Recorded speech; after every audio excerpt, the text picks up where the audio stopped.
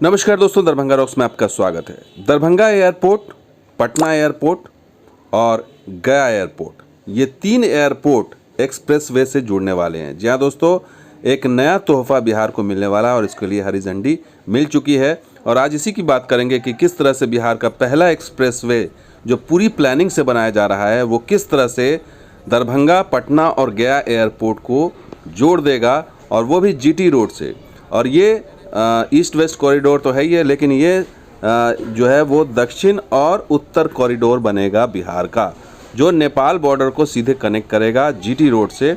यानी कि अब ये आसान हो जाएगा आपको झारखंड जाना, बंगाल जाना, उत्तर बिहार के तमाम लोगों को, खास करके 14 ज़िले के जो हैं, खास करके मिथिला के लोगों के लिए ये एक बहुत बड़ा तोहफा मिलने वाला है।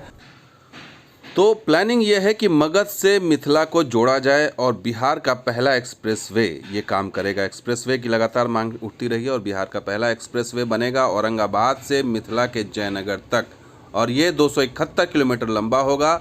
और इसको लेकर के NHAI ने भू अर्जन समिति को मंजूरी दे दी है, यानी कि अब भू अर्जन हो सकता है, यानी कि अब काम शुरू होगा भू अर्जन का। क्योंकि 6 लेन परियोजना जब होती है या फिर एक्सप्रेसवे बनता है तो उसमें सड़क चौड़ी चाहिए, और वो किस तरीके से जुड़ेगा ये देखिए। ये जीटी रोड है, जीटी रोड गया के पास, औरंगाबाद के पास मदनपुर है, एक मदनपुर से गया पटना होते हुए जयनगर तक ये बिहार का पहला एक्सप्रेसवे बनेगा। और ये जीटी रोड को सीधे नेपाल के बॉर्डर से कनेक्ट कर दिया जाएगा। तो इस तरीके से कोलकाता और दक्षिण बिहार और आपका झारखंड, ये तमाम जगह जो है वो सीधे कनेक्ट हो जाएंगे, और यहाँ से मालवाहक जो भी ट्रक है वो बिना रोक टोक के आ जा सकेगा। लेकिन सबसे अहम बात यह है कि एयरपोर्ट से होकर गुजरेगा, एयरपोर्ट के बाहरी इलाके से गुजरेगा। और ये कैसे? गया से गुजरेगा, उसके बाद पटना से, और फिर दरभंगा एयरपोर्ट के बगल से गुजरेगा। यानी कि एयरपोर्ट कनेक्टिविटी है।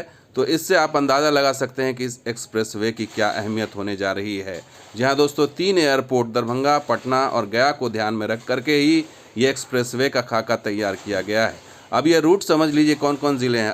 औरंगाबाद गया होगा, उसके बाद जहानाबाद होगा, नालंदा होगा, पटना होगा, और जहाँ पर ये कच्ची दरगाह 6 लेन से कनेक्ट हो जाएगा। और उसके बाद ये बिदुपुर होते हुए वैशाली होगा, उसके बाद ये ताजपुर समस्तीपुर में से जुड़ेगा, और उसके बाद फिर बाईपास दरभंगा से होते हुए और ये एयरपोर्ट को कनेक्ट करते हुए मधुबनी के जयनगर तक पहुंच जाएगा। और इस तरह से बिहार का साउथ नॉर्थ एक्सप्रेसवे इस तरह से तैयार हो जाएगा। यानी कि आप फर्राटा भरते हुए 100-150 किलोमीटर प्रति घंटे की रफ्तार से बिना रुके आप औरंगाबाद तक, जीटी रोड तक आ सकते हैं जयनगर होते हुए। और इससे पटना आना कम से कम 1 से सवा घंटे में आप पटना पहुंच सकते हैं। आप गया पहुंच सकते हैं 2 से ढाई घंटे में, और जीटी रोड तक आप 3 घंटे में पहुंच सकते हैं। तो ये पूरा खाका तैयार किया गया। लेकिन बड़ी चीज़ ये है कि एयरपोर्ट्स कनेक्ट हो जाएंगे, तो इसलिए आवाजाही बहुत ही आसान होने वाली है।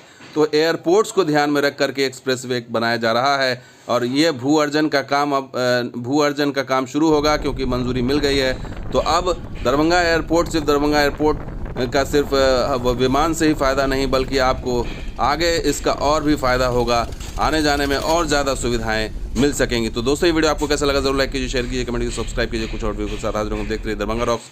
शुक्रिया, धन्यवाद, जय हिंद।